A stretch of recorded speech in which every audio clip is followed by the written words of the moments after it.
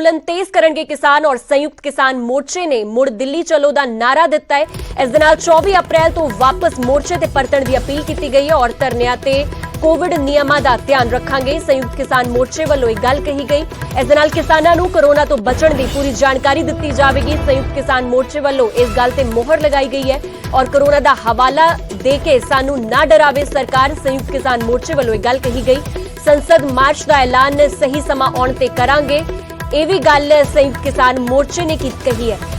मुड़ तो दिल्ली चलो दा नारा संयुक्त किसान मोर्चे वालों दिता गया है। 24 अप्रैल तो वापस मोर्चे ते परतण की अपील की गई है। लगातार 5.5 महीने का पूरा समा हो चलिया जो किसान दिल्ली के ਵੱਖ-ਵੱਖ हिस्सों के विच डटे हुए नजर आ रहे हैं।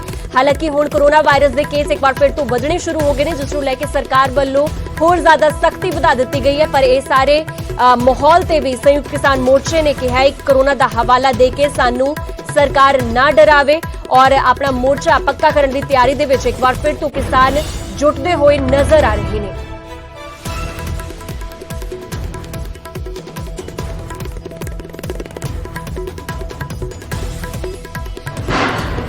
पूरे देश में कोरोना की चर्चा है और हर आपदा में अवसर ढूंढने वाली ये सरकार इसमें भी अवसर ढूंढ रही है। अखबारों में खबरें छपी हैं कि ऑपरेशन क्लीन होने वाला है। इस क्लीन का सफाई से कोई मतलब नहीं है, सफाया करने से मतलब है। मतलब ये है कि मौका उठाओ, कोरोना का हवा फैलाओ और उसके अंदर किसान आंदोलन का बोरिया टेंट समेट लो। और सब ये कोरोना के नाम पे पिछले साल सरकारी एक बार कर चुकी है काम, तो अब इनको लगता है कि कुछ भी कर सकते हैं। और जो हरियाणा के मुख्यमंत्री का बयान आया है किसानों से अपील करते हुए, जो देश के कृषि मंत्री का बयान आया है कि बस अब आप उठा लीजिए, आपकी बातों पे विचार कर लिया जाएगा, ये सब भूमिका बनाई जा रही है इसके लिए, ताकि मौका आने पे सफाया किया जा सके। इन किसान आंदोलन की तरफ से हम अपनी जिम्मेवारी से पीछे नहीं हटेंगे और इसके लिए हमने तय किया है कि आने वाले एक सप्ताह में इसमें कुछ नाम देके मिशन प्रतिरोध, ये ऑपरेशन मिशन प्रतिरोध या ऐसा कुछ, प्रतिरोध सप्ताह, प्रतिरोध के दोनों अर्थ होते हैं, रेजिस्टेंस भी और इम्यूनिटी भी। तो प्रतिरोध का सप्ताह है जिसमें कोरोना से निपटने के लिए तमाम प्रिकॉशन हम लेंगे। 5 महीने से हम यहां हैं, जब आए थे तब भी कोरोना था, लेकिन एक बार आपको खबर आई कि कोई हॉटस्पॉट यहां पे बन रहा हो। दिल्ली में सैकड़ों हॉटस्पॉट बने, यहां एक भी हॉटस्पॉट कभी किसी मोर्चे पे नहीं बना है। ਤਾਂ ਇੱਕ ਮੋਰਚੇ ਤੇ ਇੱਕ ਵਾਰ ਫਿਰ ਤੋਂ ਇੱਕ ਨਵਾਂ ਹੁੰਗਾਰਾ ਦਿੱਤਾ ਗਿਆ ਹੈ। ਮੁੜ ਦਿੱਲੀ ਚਲੋ ਦਾ ਹੁੰਗਾਰਾ ਦਿੱਤਾ ਗਿਆ। ਇਸ ਪੂਰੀ ਖਬਰ ਤੇ ਵਧੇਰੇ ਗੱਲਬਾਤ ਕਰਨ ਵਾਸਤੇ ਸਾਡੇ ਨਾਲ ਕਿਸਾਨ ਆਗੂ ਹਰਿੰਦਰ ਸਿੰਘ ਲੱਖੋਵਾਲ ਖੁਦ ਜੁੜ ਚੁੱਕੇ ਨੇ। ਸਰ ਸਤਿ ਸ਼੍ਰੀ ਅਕਾਲ, ਬਹੁਤ ਬਹੁਤ ਸਵਾਗਤ ਹੈ ਤੁਹਾਡਾ ਨਿਊਜ਼ 18 ਪੰਜਾਬ ਹਰਿਆਣਾ ਹਿਮਾਚਲ ਤੇ। ਲੱਖੋਵਾਲ ਸਾਹਿਬ, ਇੱਕ ਨਵਾਂ ਹੁੰਗਾਰਾ ਦਿੱਤਾ ਗਿਆ ਹੈ, ਮੁੜ ਦਿੱਲੀ ਚਲੋ ਦਾ ਨਾਰਾ ਦਿੱਤਾ ਗਿਆ ਹੈ। ਸਭ ਤੋਂ ਪਹਿਲਾਂ ਸਮਝਣਾ ਚਾਹਾਂਗੇ ਕਿ ਮੁੜ ਦਿੱਲੀ ਚਲੋ ਦਾ ਕੀ ਪ੍ਰੋਗਰਾਮ ਹੈ, ਤੁਹਾਡੀ ਜ਼ੁਬਾਨੀ ਸਮਝਣਾ ਚਾਹਾਂਗੇ ਕਿ ਆਖਿਰ ਸੰਯੁਕਤ ਕਿਸਾਨ ਮੋਰਚੇ ਦੇ ਅੱਗੇ ਦੇ ਕੀ ਪਲਾਨਸ ਨੇ। ਕਿਉਂਕਿ ਸਾਡੇ ਹਾੜੀ ਦਾ ਸਮਾਂ ਸੀ, ਹਾੜੀ ਬੜੀ ਜ਼ਰੂਰੀ ਹੁੰਦੀ ਆ, ਸਾਡੀ ਫਸਲ ਵੀ ਸਾਂਭਣੀ। ਸਾਡੇ ਕਿਸਾਨ ਬਾਰੋ ਬਾਰੀ ਜਿਹੜੇ ਘਰਾਂ ਨੂੰ ਜਾ ਕੇ ਆਪਦੀ ਫਸਲ ਸਾਂਭਣ ਚਲੇ ਗਏ ਸੀਗੇ ਤੇ ਇਹ ਸਰਕਾਰ ਨੂੰ ਵੀ ਲੱਗਣ ਲੱਗ ਗਿਆ ਸੀ ਪਤਾ ਨਹੀਂ ਥੋੜੇ ਰਹਿ ਗਏ ਆ ਜੀ। ਤੇ ਪਰ ਅਸੀਂ ਬਾਰੀਆਂ ਬੰਨੀਆਂ ਹੋਈਆਂ ਨੇ, ਹਰੇਕ ਪਿੰਡ ਚੋਂ 5-7 ਕਿਸਾਨ ਇੱਥੇ ਪੱਕੇ ਤੌਰ ਤੇ ਬੈਠੇ ਆ ਜੀ। ਉਹਦੇ ਲਈ ਲੀਡਰ ਵੀ ਮੈਂ ਵੀ ਗਿਆ 2-3 ਦਿਨ। ਹਾੜੀ ਦਾ ਸਾਡਾ ਇਹੋ ਜਿਹਾ ਕੰਮ ਸੀ, ਕੋਈ ਸਾਈਨ ਕਰਨੇ ਹੁੰਦੇ ਆ, ਕਿਤੇ ਹੋਟਲ ਤੇ ਕੁਛ ਕਰਨਾ ਹੁੰਦਾ, ਪਰ ਮੈਂ ਵੀ ਵਾਪਸ ਆ ਗਿਆ। ਅੱਜ ਵੀ ਮੈਂ ਹੁਣ ਸਟੇਜ ਤੇ ਹੀ ਬੈਠਾ, ਸਟੇਜ ਦੇ ਪਿਛਲੇ ਪਾਸੇ ਤੁਹਾਡੇ ਨਾਲ ਗੱਲ ਕਰ ਰਿਹਾ।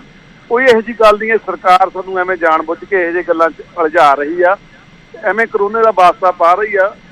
ਅਸੀਂ ਕਰੋਨੇ ਤੋਂ ਪੂਰੀ ਇਤਿਹਾਦ ਵਰਤ ਰਹੇ ਆ, ਕਿਸਾਨਾਂ ਨੂੰ ਕਹਿ ਰਹੇ ਆ ਤੁਸੀਂ ਵੈਕਸੀਨ ਲਵਾਓ ਤੇ ਕਿਸਾਨ ਲਵਾ ਵੀ ਰਹੇ ਆ। ਮੈਂ ਵੀ ਖੁਦ 2 ਵਾਰੀ ਵੈਕਸੀਨ 2 ਟੀਕੇ ਲਵਾ ਲਏ ਨੇ ਤੇ ਇਹੋ ਜਿਹੀ ਕੋਈ ਗੱਲ ਨਹੀਂ। ਸਰਕਾਰ ਅੰਦੋਲਨ ਨੂੰ ਫੇਲ ਕਰਨ ਲਈ ਇਹੋ ਜਿਹੀਆਂ ਚਾਲਾਂ ਚੱਲ ਰਹੀ ਆ। ਉਹਦੇ ਲਈ ਅਸੀਂ ਸੱਦਾ ਦਿੱਤਾ 20 ਤਰੀਕ ਤੋਂ 26 ਤੱਕ ਅਸੀਂ ਪੂਰਨ ਇਤਿਹਾਦ ਵਰਤਾਂਗੇ ਤੇ ਮਾਸਕ ਵੀ ਕਿਸਾਨਾਂ ਨੂੰ ਕਹਾਂਗੇ ਤੇ ਵੈਕਸੀਨ ਵੀ ਲਵਾਵਾਂਗੇ। ਪਰ ਇਹ ਕਹਿੰਦੇ ਟੈਸਟ ਕਰਾਓ, ਅਸੀਂ ਟੈਸਟ ਨਹੀਂ ਕਰਾਵਾਂਗੇ। ਇੱਕ ਇਹਨਾਂ ਦੀ ਵੱਡੀ ਚਾਲ ਆ ਸਾਨੂੰ ਟੈਸਟਾਂ 'ਚ ਵੀ ਪੋਜ਼ੀਟਿਵ ਕਰਾਰ ਦੇ ਕੇ ਅੰਦੋਲਨ ਨੂੰ ਇੱਥੋਂ ਬਰਬਾਦ ਕਰੀਏ, ਅਖਾੜ ਦਈਏ। ਕਿਉਂਕਿ ਲੋੜ ਹੁੰਦੀ ਹੈ ਟੈਸਟ ਕਰਾਉਣ ਦੇ ਵਿੱਚ, ਜੇ ਕਿਸੇ ਨੂੰ ਖਾਂਸੀ ਜ਼ੁਕਾਮ ਆ ਜਾਂ ਬੁਖਾਰ ਆ ਟੈਸਟ ਉਹ ਕਰਾਉਂਦਾ।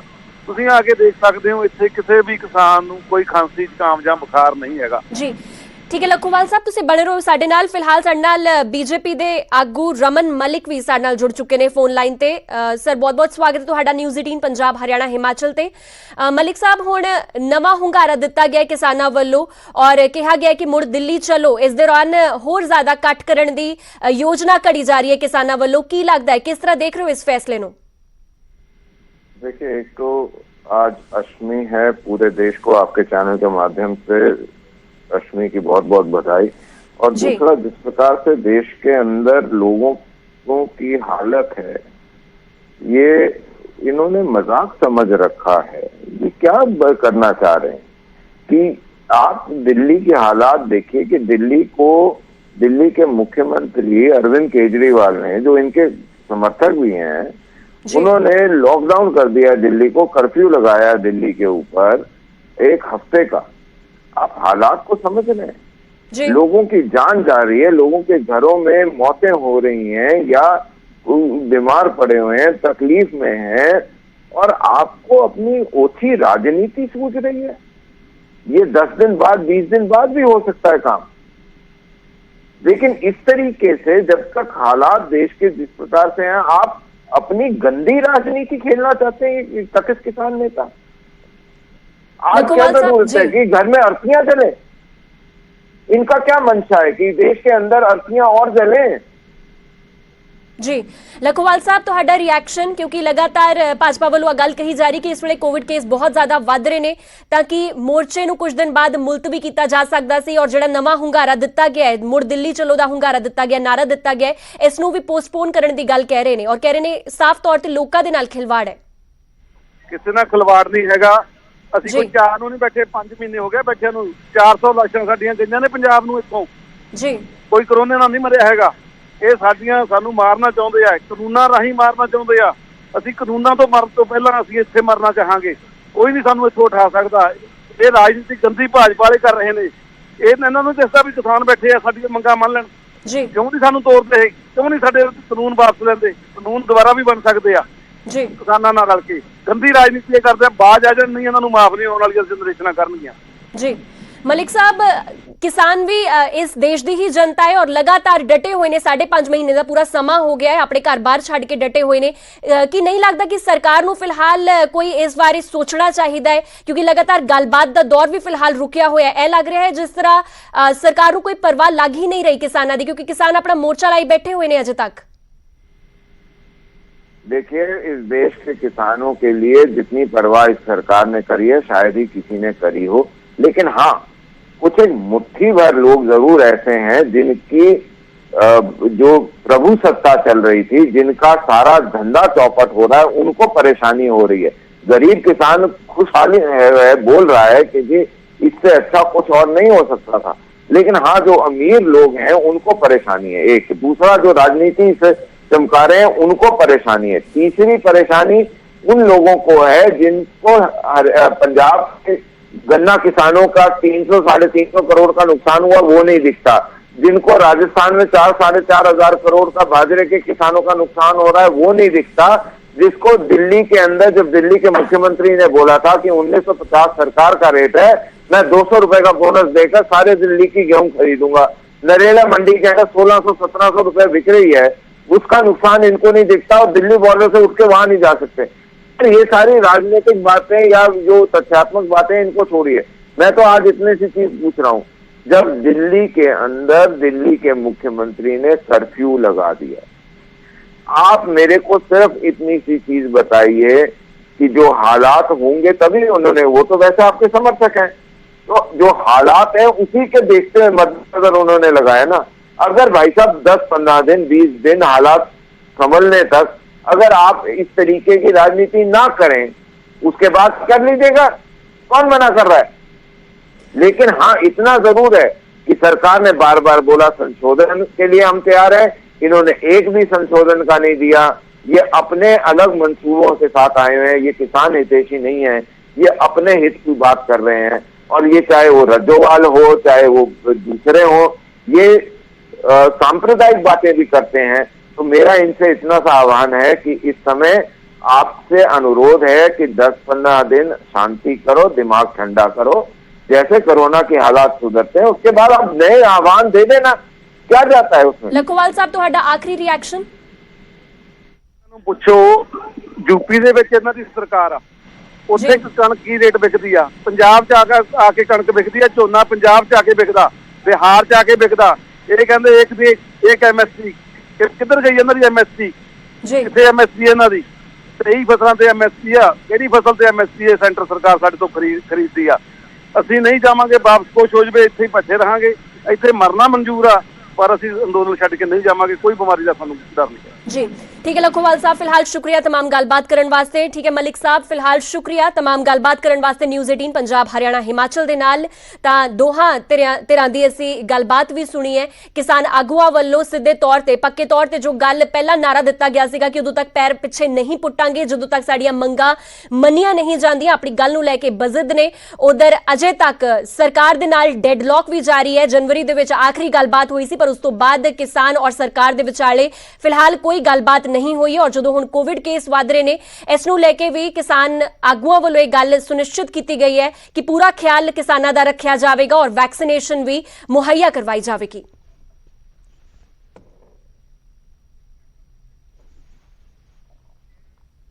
ਤਾਂ किसान मोर्चा लगातार जारी है, जिसनूं लैके फिलहाल घमसान भी बनता होया नजर आ रहा और एक टसल वर्गी सिचुएशन जरूर बनी हुई है। हुण अगे वधदे आ, बीजेपी आगू जय सिंह पाल नूं ओपी धनखड़ मिलणगे। जय सिंह पाल दे नाल किसानां ने धक्का मुक्की कीती सी कुछ दिन पहला और पुलिस ने 2 किसानां नूं गिरफ्तार भी कीता है। किसानां दी गिरफ्तारी तो किसान भड़कदे हुए नजर आ रहे ने और इस्माइलाबाद थाणे दा किसानां ने घेराव भी कीता। इस्माइलाबाद थाणे दे बाहर किसानां ने मोर्चा लगाया और घेराबंदी की, क्योंकि कुछ दिन पहला दी तस्वीरां भी तुहानूं दिखा रहे हैं। 2 तस्वीरां तुसीं वेख सकदे हो। पहली तस्वीर दे विच जय सिंह पाल भजदे हुए नजर आ रहे ने और दस्सिया जा रहा है कि किसानां वल्लों इन्हां नूं खदेड़िया जा रहा सी, गलियां दे विच भजाया जा रहा सी, जिस तो बाद पुलिस ने एक्शन लिया और 2 किसानां नूं गिरफ्तार किया है। और इस गिरफ्तारी तो बाद जो बाकी किसान समर्थक ने उन्होंने इस्माइलाबाद थाणे दा घेराव भी किया और विरोध अपना जाहिर किया है।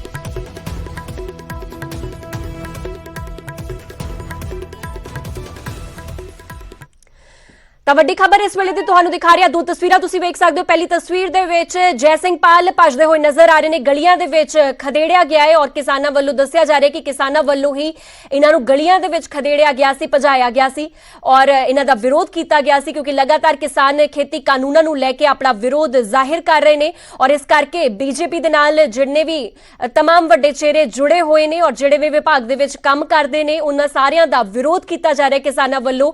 ਔਰ ਇਹ ਤਸਵੀਰਾਂ ਕੁਝ ਦਿਨ ਪਹਿਲਾਂ सामने आई सी, जिस तो बाद पुलिस वालों एक्शन लिया गया और पुलिस ने इस पूरे मामले दे विच 2 किसानां नूं गिरफ्तार कर लिया। और हुण जदों 2 किसानां दी गिरफ्तारी हो चुकी है तो उस तो बाद जिहड़े किसान समर्थक ने उन्होंने थाणे दा घेराव किया और विरोध जाहिर किया।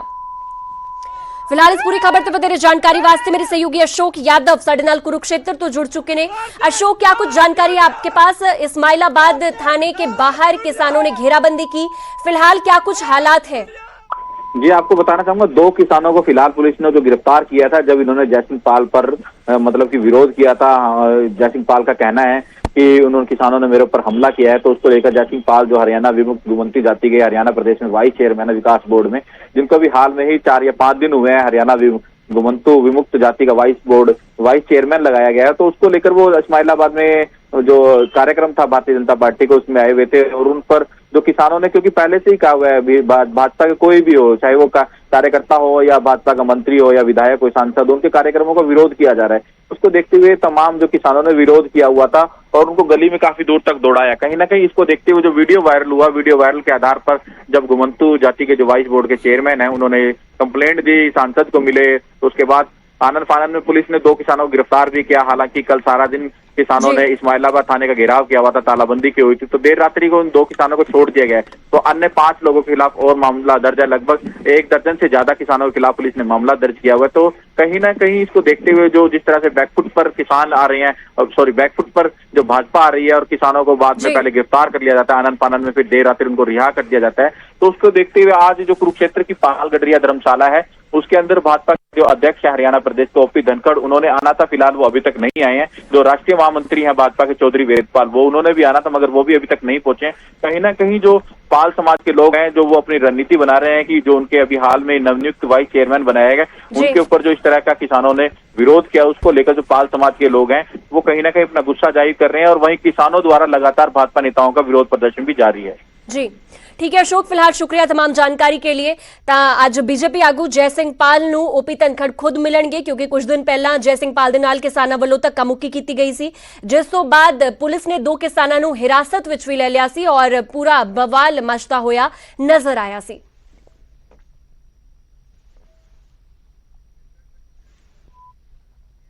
ਹੁਣ ਗੱਲ ਕਰਾਂਗੇ ਕਿਸਾਨਾਂ ਨੂੰ ਸਿੱਧੀ ਅਦਾਇਗੀ ਬਾਰੇ ਖਬਰ ਦੇ ਨਾਲ। ਹੁਣ ਬਠਿੰਡਾ ਤੋਂ ਖਬਰ ਆ ਰਹੀ ਹੈ ਜਿੱਥੇ ਕਿ ਸਿੱਧਾ ਖਾਤਿਆਂ ਦੇ ਵਿੱਚ ਪੈਸੇ ਆਉਣ ਦੇ ਨਾਲ ਕਿਸਾਨ ਖੁਸ਼ ਨਜ਼ਰ ਆ ਰਹੇ ਨੇ। ਕਿਸਾਨਾਂ ਨੇ ਅਦਾਇਗੀ ਦੇ ਪੁਰਾਣੇ ਸਿਸਟਮ ਨੂੰ ਵੀ ਸਹੀ ਕਰਾਰ ਦਿੱਤਾ ਤੇ ਨਾਲ ਹੀ ਕਿਹਾ ਕਿ ਸਿੱਧੀ ਅਦਾਇਗੀ ਦਾ ਸਿਸਟਮ ਜ਼ਿਆਦਾ ਵਧੀਆ ਹੈ। ਇਸ ਦੇ ਨਾਲ ਹੀ ਕਿਸਾਨਾਂ ਨੇ ਕਿਹਾ ਕਿ ਕਿਸਾਨਾਂ ਦਾ ਆੜਤੀਆਂ ਦੇ ਨਾਲ ਰਿਸ਼ਤਾ ਕਾਫੀ ਪੁਰਾਣਾ ਹੈ ਜੋ ਬਣਿਆ ਰਹਿਣਾ ਚਾਹੀਦਾ ਹੈ ਔਰ ਕਿਸਾਨ ਅਤੇ ਆੜਤੀ ਇੱਕ ਦੂਜੇ ਦੇ ਨਾਲ जुड़े हुए ने। सीधी अदायगी का फायदा किसानों को मिलन भी लग गया और किसान खुश भी नजर आ रहे हैं। हालांकि किसानों वालों ये भी गल जरूर कही गई है कि किसान और आड़तियां का रिश्ता बनया रहे, क्योंकि दोनों ही एक दूजे को हमेशा औखे सौखे वेले एक दूजे का साथ देंगे ने।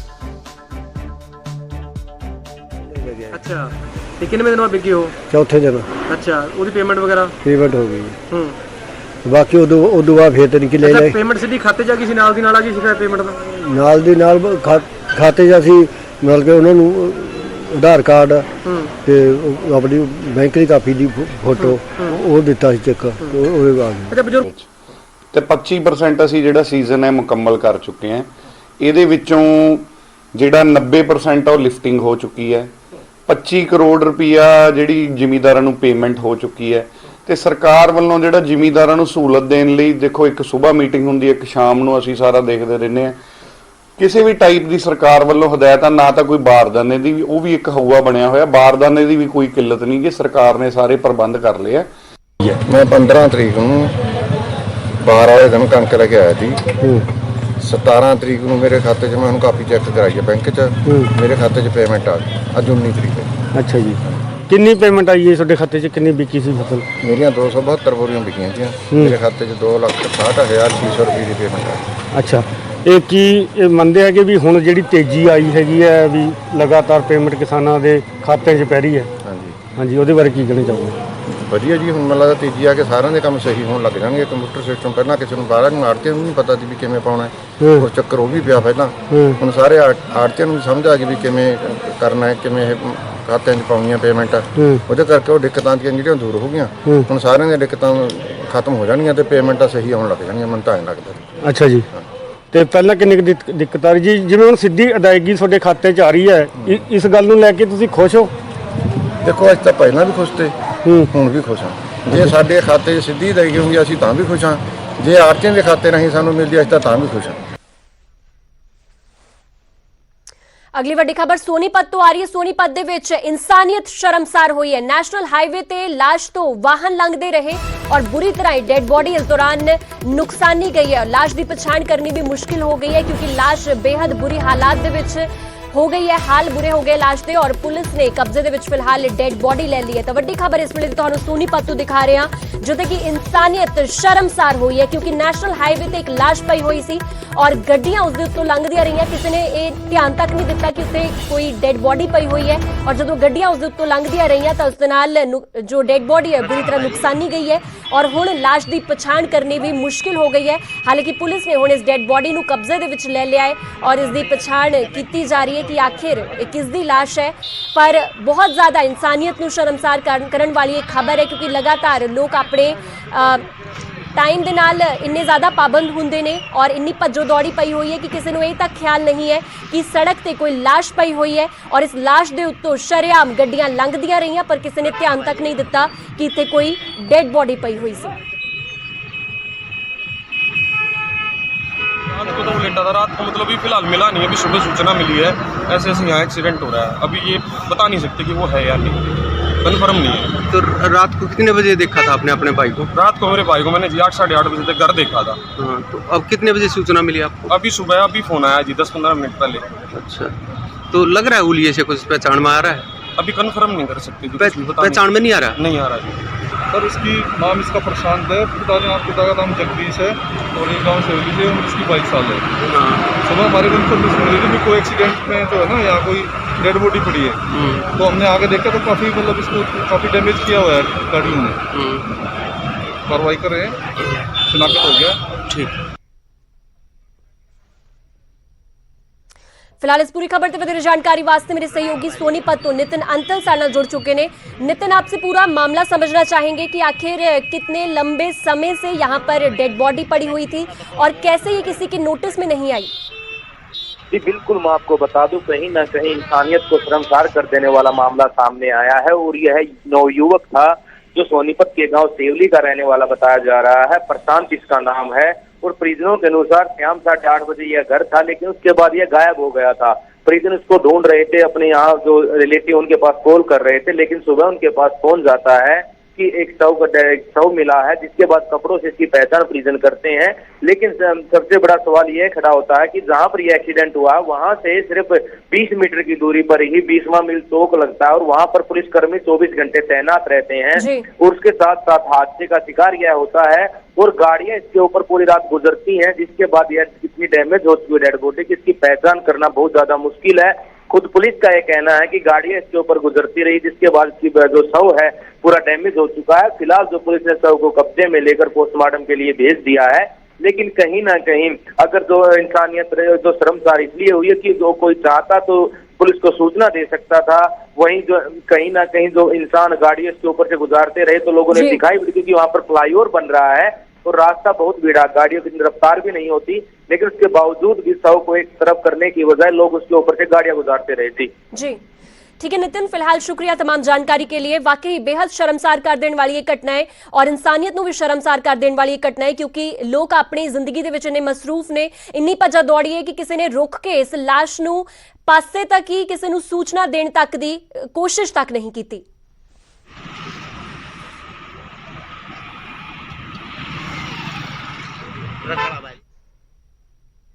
उधर इस वेले दी वड्डी खबर मध्य प्रदेश तो आ रही है। मध्य प्रदेश के ग्वालियर दे विच एक बस पलट गई है, जिस दे नाल कुछ मजदूर जख्मी हो गए ने। मजदूरां दे नाल भरी हुई सी ये बस और 8 मजदूर इस दौरान जख्मी हो गए ने और इस पूरे हादसे दे विच 2 लोगों की जान जा चुकी है। और दिल्ली दे विच लॉकडाउन तो बाद ये मजदूर अपने घरां नूं परत रहे सी, जिस तो बाद ये हादसा वापर गया।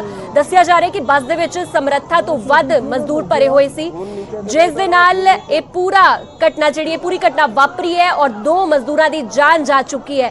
तो वड्डी खबर इस वेले तुहानूं दिखा रहे हैं और तस्वीरां विच तुसीं देख सकते हो ग्वालियर दे रस्ते दी ये तस्वीरां ने और बहुत सारे लोगों का इकट्ठ भी देखण नूं मिल रहा है। तो अंदाजा लगाया जा सकता है कि किन्ने क मजदूर इस बस दे विच भरे हुए सी और समर्था तो वध इस बस दे विच मजदूरां नूं भरिया गया सी, जिस तो बाद ये पूरा हादसा वापर गया। क्योंकि एक बस दी या फिर किसी भी एक वाहन की एक समर्था होंदी है, जो आपां उस समर्था तो वध सवारियां नूं उस बस दे विच या किसी वाहन दे विच बिठाईए तो लाजमी है कि बैलेंस बिगड़ जाता है और कुछ अजिहा ही इस बस दे नाल होया। जो इन्नी समर्था तो वध किन्ने मजदूर देखे जा सकते हैं, वड्डी गिणती दे विच मजदूर देखे जा सकते हैं। कुछ मजदूर छत्तां दे उत्ते तक बिठाए गए सी, कुछ मजदूर अंदर बैठे हुए सी और वड्डी खबर इस वेले तुहानूं दिखा रही है, क्योंकि समर्था तो वध इस बस दे विच मजदूर सफर कर रहे थे, जिस तो बाद बस डिसबैलेंस हो गई, पलट गई और इस पूरे हादसे दे विच 2 मजदूरां दी जान जा चुकी है और 8 तो भी वध अजिहे मजदूर ने जिहड़े जख्मी हो चुके ने।